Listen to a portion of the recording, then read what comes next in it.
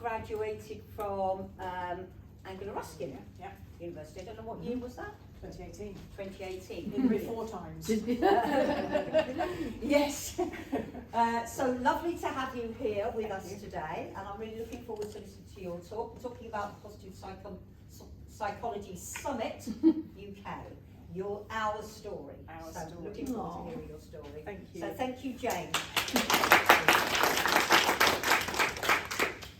Thank you for inviting me. Thank you for turning up, and hopefully you'll find this talk interesting. I'm in awe of people who can speak without notes. As you can see, I'm not one of them. So I'm going to be using my note. And I think what Yannick said as multi-potentials, that's what we are, or what my dad used to call jack of all trades, master of none. And I think that that's a good, either of those is a good summary of me. I'm definitely a portfolio career person, and helping people to integrate together and bring the ideas together is one of the key things behind the Positive Psychology Summit. So there are several things that happen as you get older. I'm 55 now, and no one asks me what I want to be when I grow up, and nor do they ask me what my favourite dinosaur is. What is it? How do I get the video to play? Yes, There we go.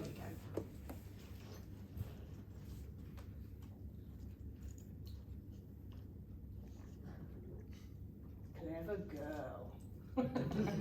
There you go. So it's a velociraptor.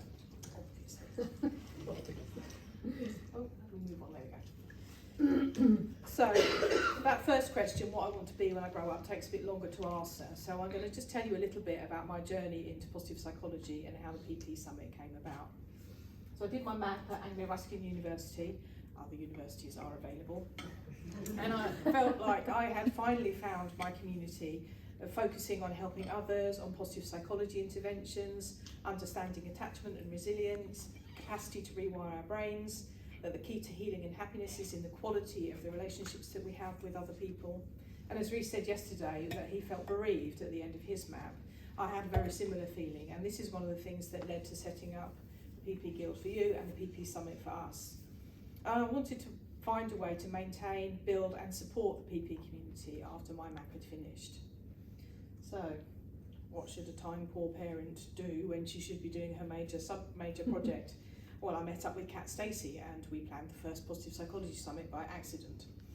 So we started planning in July, submitted our dissertations in September, and held the first Positive Psychology Summit the following April. No pressure.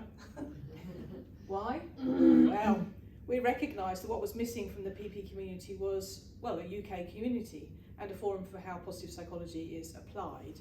There are loads of research-based conferences, and of course there's a symposium here, but nothing that helped with what the next steps were after graduation. So we organised one. So Andrew came on board, my husband, as the IT geek, and Kat and I recruited speakers, workshop leaders and stall holders. It was a 2-day immersive event in Bedford with a view to running the community every 2 years at different venues within the UK. So here's our PP gang. If you were in Siobhan's workshop, you will recognise that photo. So we had talks, workshops, networking and social events, and a quick summary of what we did. We had Steve Bagienski, who did a magic-based workshop to build community. Barry Doherty talked about reaching hard-to-reach communities. Tom Gilson talked about building positive psychology intervention from idea to reality. Martin Galpin used strengths-based narratives around having different conversations at work. Sarah Lewis talked about surviving and thriving as a freelancer. Charles Margerison came all the way from Australia to talk with us about amazing achievers and using a positive psychology filter to look at historical figures. Fred Roberts talked about positive education, and then we had workshops on breaking social barriers, how to get published. We had an executive coaching masterclass.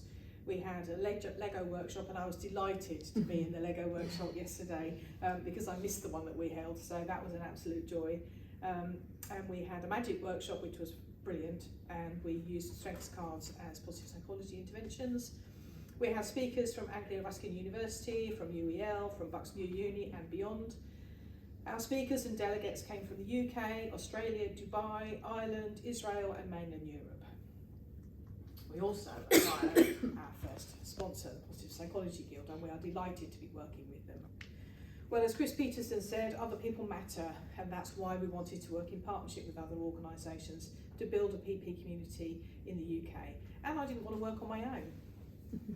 So what did our delegates say? All feedback is good feedback. We gave out feedback forms. We had a clear vision, but we wanted to see whether we had achieved it or not. Our focus was on building community and how to apply PP, and these were the things that the delegates also valued. And these are some of the things they said. The feeling of it was easy and intimate.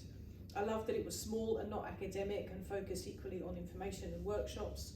I loved the social aspect, meeting wonderful people, learning and laughing so much. Guess who that was? The positivity of the people and the general support, really enjoyed it, thank you. Chance to interact with others, informality, great organisation. Truly positive experience with a wonderful mix of talks, workshops and networking. Great people, excellent hosting team. Made it very welcoming and friendly. So, Andrew, Kat and I learned a lot, and we loved running the summit, and we plan to host it every 2 years, but they do say if you want to make God laugh, tell her your plans. So in December 2019, word came out of this new virus, and by March 2020 we were in the first lockdown. And it soon became apparent that our plans for April 2021 would be affected. But we still wanted to continue to support our PP community, but how? So we decided on having Zoom in conversations on Zoom.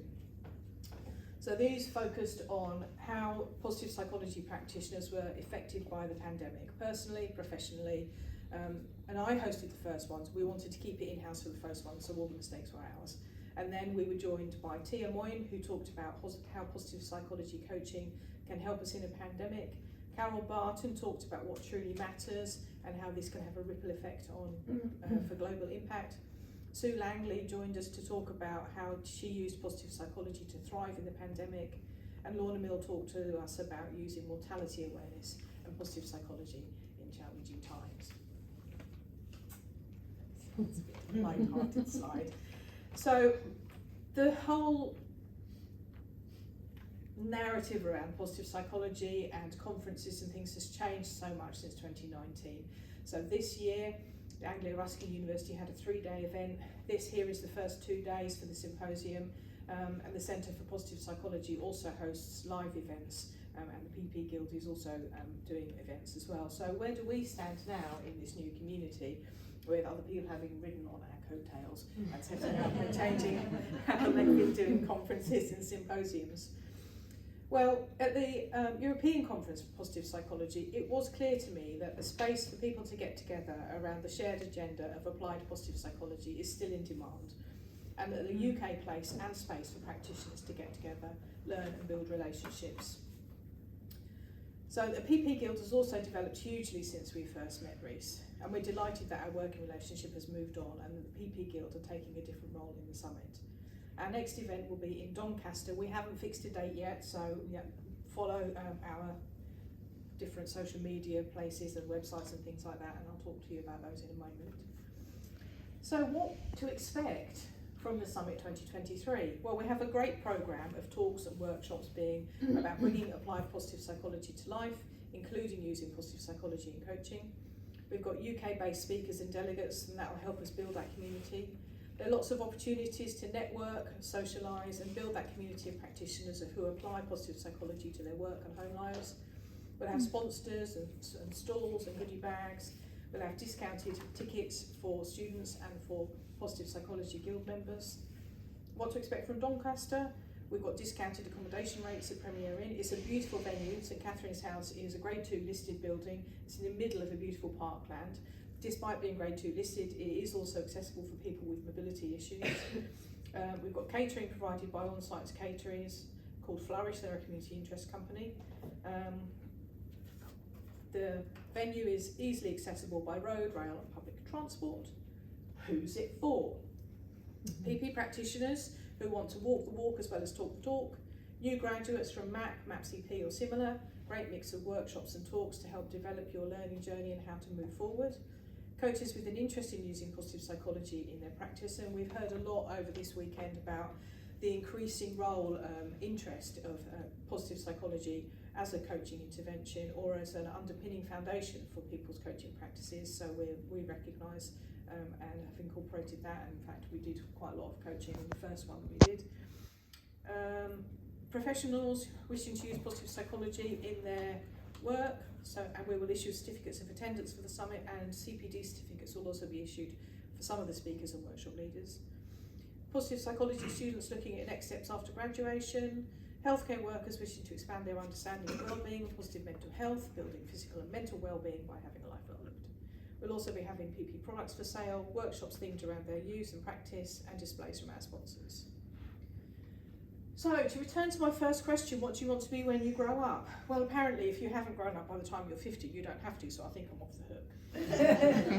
However, what I'd really like to be is redundant. And what I mean by that is that I'd like PP to be mainstream. I'd like wellbeing to be part of our conversations, for us to have access to the robust science of what works well to help us find authentic happiness. I also have a vision of PP practitioners working in a shared space together, share what works for them and how they apply positive psychology to their work. When we set up the PP Summit, we were the only space in the UK. PP Guild has grown enormously in scope, membership and activities, ARU and Bucks New Uni also. And the Summit is now part of that amazing network of support, community and learning. Andrew, Kat and I are so grateful to everyone involved in the Summit that we will continue to run it, and we hope, until we are redundant, that PP will become mainstream for children and young people, for families, for work. The children learn how to boost their well-being and know how, and that we can all positively contribute to a life well lived. So what now? Check out our website, positivepsychologysummit.org, sign up to our newsletter. That's what it looks like. It's actually green. I don't know why it's not green on there. Anyway, so there's a little that green sign up box there to sign up to our newsletter. Follow the hashtag PPSummitUK on social media. And of course, join the wonderful Positive Psychology Guild. They're here all weekend. And lastly, don't forget to tell me what you want to be when you grow up, and tell me what your favourite dinosaur is. So, thank you.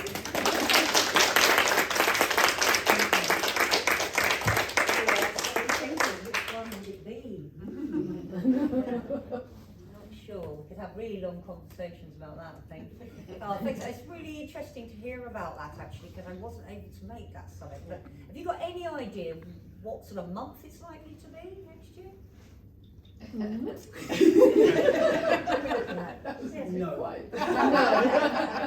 So it's a season? No? Yeah, I mean, the key is pick you can't please all of the people all of the time, but the key is to choose the best date that, all of those usual obstacles around, schools, children, all that kind of stuff. Try to make it as easy as possible. So yeah, we're just in talks at the moment.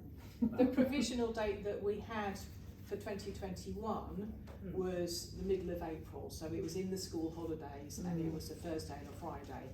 So that's the thinking for 2023. And it could be that's the best option. Yeah. So potentially spring. Yeah. That's good. We should stay in discussion, because you can have a spring one and we can have a summer one, or whatever. Yeah. Exactly. Whatever works. Exactly. To keep this, because it's great. Thank you for sharing that, because it is all about this brilliant community that we've got, and how we can, how important these events are. Absolutely. For everybody here. Hi, Sarah. Jen, are you doing any more in conversation events? Our June speaker didn't turn up. Our standby June speaker didn't turn up. We weren't going to do anything over the summer. We have got 3 other speakers lined up. Our thought at the moment is that we probably won't, because things have moved on and that space isn't as needed as it was, because we are able to meet up in real life now, and that there are other spaces for that online community of conversation that fill the need better than we do. So the thought at the moment is that we probably won't, but our relationship with the PP Guild is changing, so we'll talk to the PP Guild, yourself, Reese, and everybody else, about how we take that forward if we do carry it on. And do you know if Anglo Ruskin are doing a symposium again next year too? Because I guess spreading them out is nice. I don't know is the short answer.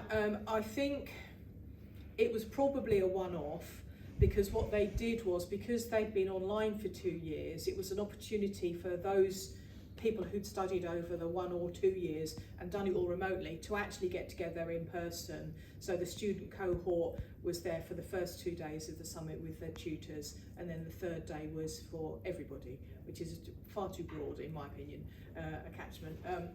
So my feeling from it was that they probably won't do it again, but you know, I'm an alumni of ARU, and I wasn't told about it. I read about it in Sarah Lewis's newsletter because she'd been invited to have a stand. So, and that was like 5 weeks before the event. It was planned very last minute. I said to somebody, oh, it felt a bit last minute in terms of getting notifications out, and she said, well, yeah, it was very last minute. So I don't know, but my feeling is probably not, but I don't know. But we're planning to do this annually, aren't we, Kerry? Yes. COVID permitting. Yeah,